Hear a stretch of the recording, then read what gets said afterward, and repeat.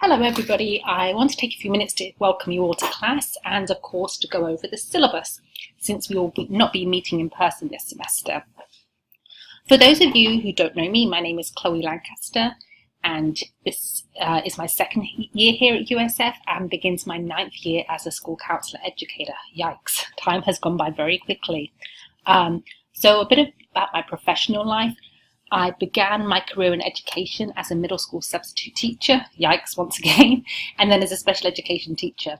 I loved being a special education teacher, but increasingly grew frustrated by the all academic focus and wanted to impact my students in a more holistic developmental manner. So I returned to school to become a school counsellor. And yes, I'd always dreamed of being a high school counsellor, but as what often happens, I got hired as an elementary school counsellor, or vice versa. People who really want to be elementary counsellors get hired as high school counsellors. And honestly, I ended up loving that age group, and particularly early childhood. I'm particularly interested in using play-based therapy techniques in early childhood classrooms. So, returning to substance abuse, where does this fit into our work and why should we have to take a specialty training? First of all, let me say that I so much wish that I'd taken a substance abuse counselling class in grad school. As a school counsellor at a large Title I predominantly Latino school, many of my students' parents were incarcerated for issues related to drugs and alcohol, and my attitude back then was very judgmental. I saw the devastation that it caused to children, and I had a really hard time feeling empathic towards a parent simply for bringing so much chaos to their children's lives. Nonetheless, through personal experience and professional development, I feel somewhat a champion of school counsellors, becoming an agent of change in this area. So I really have done a 180. On a personal note, my partner's in long-term recovery, and I've learned an untold amount through his journey that have dispelled my biases and judgment and really opened up new opportunities for learning. And then for those of you who have struggled with substance abuse issues or have a family member or a friend with a substance use disorder, you know it's one of the most destructive forces, and it simply ruins lives, period. So before we jump into the syllabus, I can hear my kitty roaming around in the background. So personally, as you can tell, for those of you who don't know me, I'm originally from England. I moved here about 20 years ago, but somehow my accent still stuck around. I live in Clearwater, and I have a partner and a daughter who's soon to be 21, and she's going to be a junior at Rhodes College in Memphis this year. And then we have 2 fur babies, Alice, who you might be able to hear her squeaking and creaking, and then Sandy, the dog, who's very old and doesn't really move around much. So my hope for your learning this semester is twofold. First, to understand the etiology, so the origins of substance abuse, and commensurate treatment approaches. Excuse me. Second, to understand how you can engage different systems to make a broad impact in terms of promoting a healthy and drug-free school and community. Now, let's go through the syllabus. So I'm just going to open it up. Let's see. And I'm scrolling to the front page. I will try not to scroll up and down because I think it makes some people dizzy. So I'm not going to read it verbatim. I'll let you peruse it at your leisure.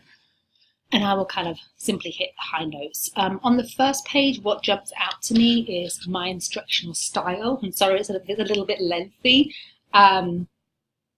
Basically, the essence of my approach is I try and breathe life into didactic or content area material by trying to connect your learning to the real world. And obviously that can be more challenging in an online class. So I've tried to craft assignments and readings that I hope will breathe life into the material. So with that in mind, let's talk about the textbooks. So there are 2 textbooks, here they are, this semester. The first one is the Fisher and Harrison, the Substance Abuse Information for School Counselors, School Social Workers, Therapists and Counsellors. I love this book. I think it's very well written. The chapters are kind of short and sweet, for want of a better word. And I really appreciate the fact it's targeted. Its target audience is kind of ancillary counsellors who don't necessarily provide the treatment in or counselling services in treatment settings, but still, interact with clients with substance use issues in their work. So, really like the book. And, I use it as a tool of reference throughout the year. So if you can purchase as opposed to rent, but, if that's not financially viable, I completely understand. But this is one of the few books that I really do like. My goodness, Alice, it's really squeaking and creaking around. So the second book is a novel entitled Clean, and it's based on 7 adolescents who are in a treatment centre. And yes, I love reading fiction, but I included this book as it kind of helps contextualise the issues to the adolescent experience, which is really priceless. And we'll be using this as a springboard throughout the semester for discussion boards. And so get reading and read ahead if you'd like, but don't panic, because I've indicated on the chapters on the syllabus that you'll need to read up to in order to participate in the discussion boards.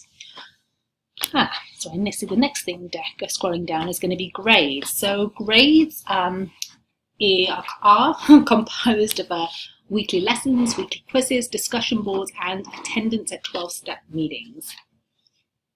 And we will talk about all of those in turn. So let's go ahead and just scroll to page 11, because you'll see that's where the assignments are broken down. This is probably one of the most important pages here, the schedule, which I've tried to, indicate what chapters you need to read each week, and then what you can expect in terms of the assignments. Alice, please stop it. She's scratching. Alice. Sorry.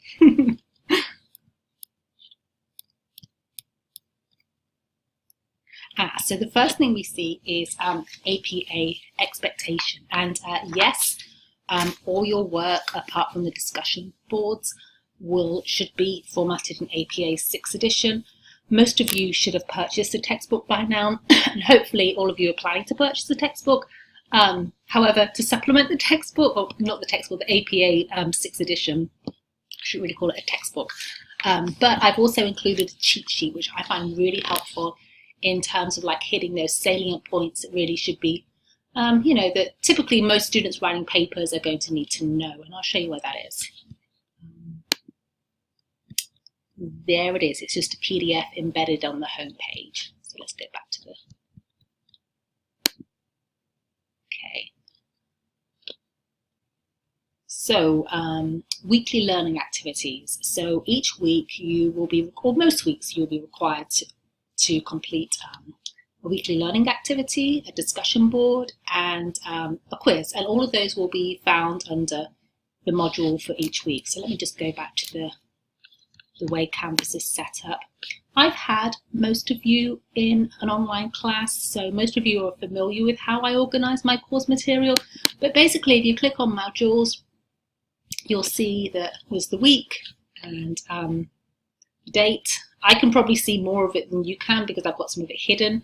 But yeah, so for each, there's a module for each week with a learning activity, a PowerPoint usually that goes over materials, a quiz, and a discussion board. And it's very, it's very consistent from week to week. So, not to be tangential, what the heck is a weekly learning activity? A weekly learning activity may be a variety of different things depending on what the purpose of the module is. For example, you may be asked to respond to a series of open-ended questions, create a PowerPoint or a newsletter to educate school stakeholders on issues relevant to substance abuse interventions and prevention. So, I'm trying to use these assignments kind of like as something for you would be creating something that could be useful to you in your future work. And then, okay, so the next thing I have is quizzes. And there should be 13 weekly quizzes. Each quiz should be 10 questions, 10 multiple choice questions, and all the all the quizzes relate to a specific chapter in the book. None of them, maybe one or two at the end, will combine chapters. So really, I did that intentionally. I really want you to internalize this material. So I really think of my quizzes as quality over quantity. I really want you to dig, read this book. As I say, it's a good book, and hopefully the quizzes will be pretty straightforward. So that's the quizzes. Oh, the other thing to note is they are untimed, but you only have one opportunity to take them. So discussion boards.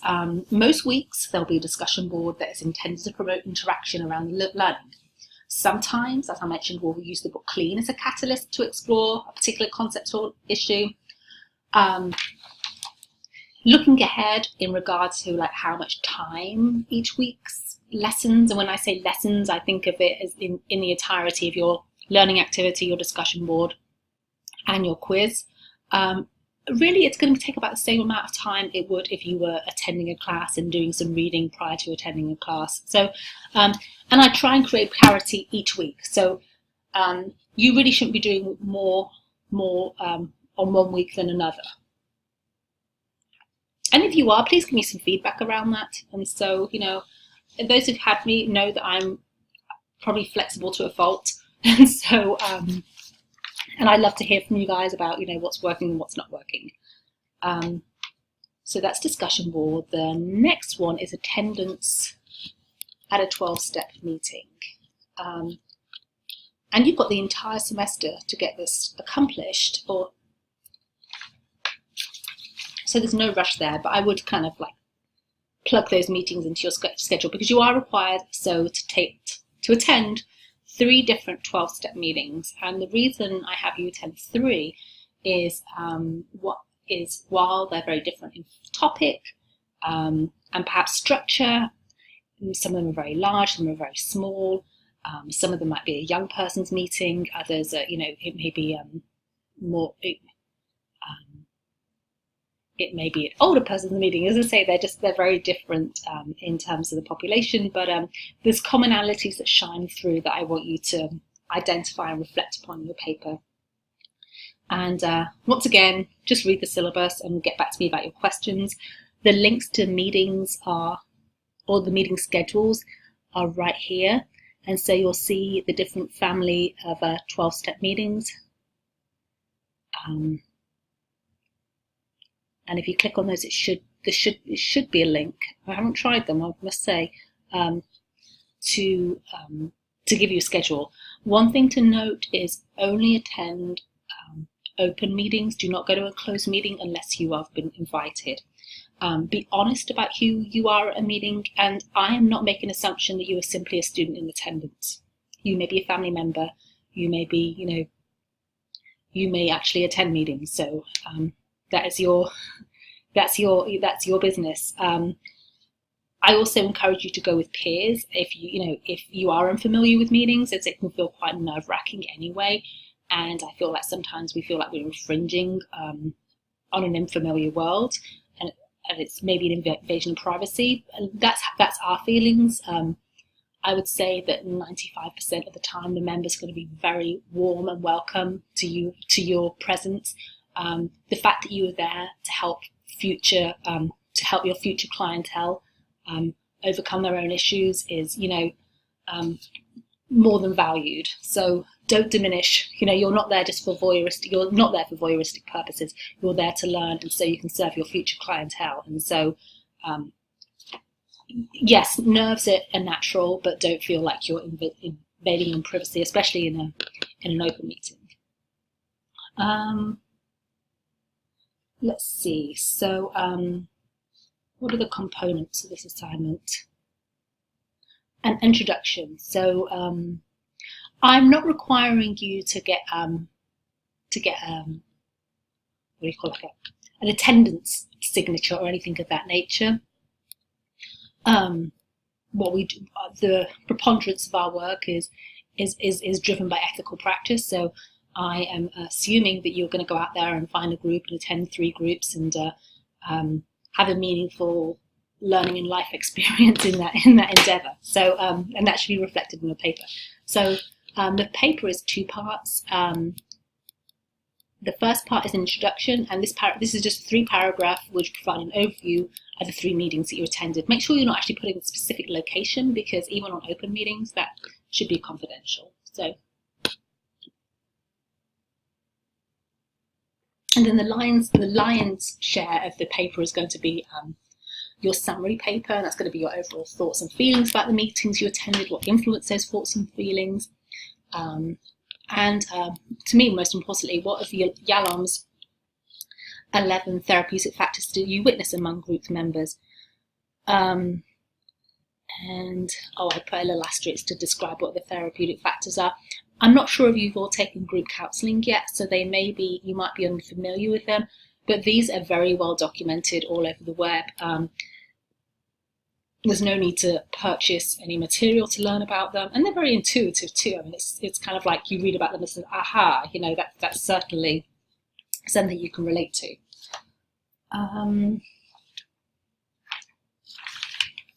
a lot of this, in terms of I would also say, let me back up, only report on the therapeutic factors that you saw. So you don't have to, by all means, you don't have to report on all 11. So that's the major course assignments. As I mentioned, this course is organised into weekly modules that contain all the assignments, quizzes, and links to other resources to complete the lesson. Everything is asynchronous, which means you can work at your own pace, and we won't actually be meeting remotely in person. But all weekly lessons are due by 11:59 p.m. on Sunday. The 12-step paper, as I mentioned, is not due till the end of the semester. I'm not a huge fan of students racing ahead with modules, so I tend to open up the modules on a weekly basis.